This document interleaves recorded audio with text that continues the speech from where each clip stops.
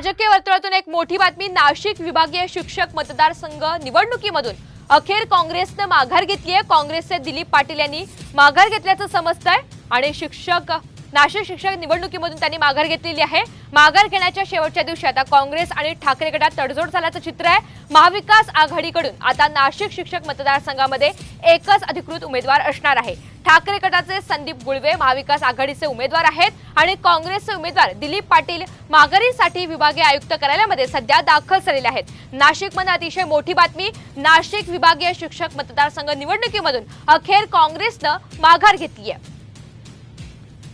अभिजित सोनाने आपल्याला अधिकचे अपडेट देतात। अभिजित, आपण पाहतोय आता काँग्रेस आणि ठाकरे गटामध्ये कुठेतरी समझोता झालेला आहे आणि आता काँग्रेसने माघार घेतली। काय अधिकचे अपडेट्स?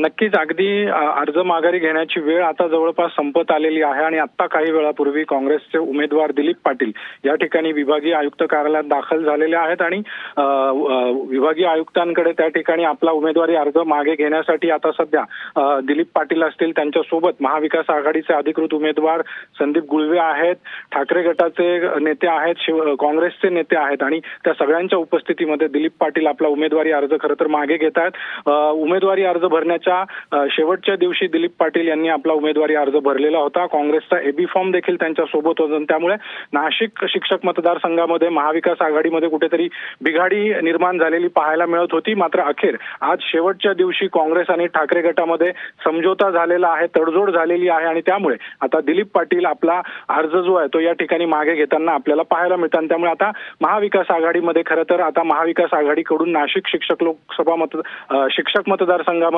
एकच अधिकृत उमेदवार असणार आहेत, ते म्हणजे ठाकरे गटाचे संदीप गुळवे। तर दुसरीकडे मात्र महायुतीमध्ये अद्यापही सस्पेन्स कायम आहे आणि त्याचमुळे आपण पाहतोय आता हा मवियाचा तिढा सुटल्याचं चित्र आहे। अभिजित, धन्यवाद सविस्तर माहितीबद्दल।